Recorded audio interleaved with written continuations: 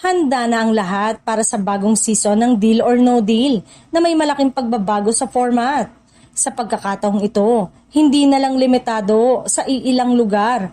Buong Pilipinas ang may pagkakataong makilahok at makaranas ang kilig, tensyon at saya ng sikat na game show. Ayon sa producers, layunin nilang mas palawakin ang audience at bigyan ng pagkakataon ng mas maraming Pilipino na maranasan ang excitement ng laro. Mas maraming contestant, mas malaking premyo at mas maraming pagkakataon na manalo ang makikita sa bagong season. Bukod sa bagong format, may malaking pagbabago rin sa hosting ayon sa source. Hindi lang isa kundi dalawang host ang magsasama sa bagong season. Asahan ang kakaibang chemistry at mas masiglang interaction na tiyak na magpapasaya sa mga manonood sa bahay at sa set.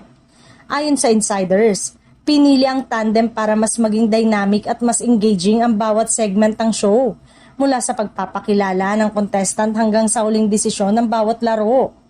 Ipapasok din ang ilang interactive elements na magpapadagdag ng excitement sa bawat episode. Maaaring makibahagi ang audience sa ilang segment kaya mas mararamdaman ang thrill ng bawat deal or no deal na eksena.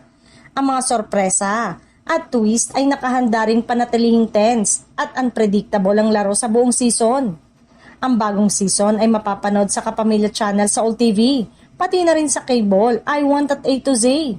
Kaya kahit saan sa bansa ay pwede kang manood at sumali sa saya ng show. Isa itong pagkakataon para sa mga fans na hindi lang maging manonood kundi maging bahagi rin ng kasiyahan.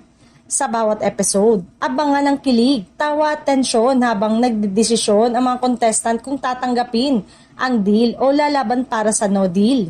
Siguradong puno ng surprises at excitement ang bawat laban at hindi mo gugustuhin palampasin ang bawat episode.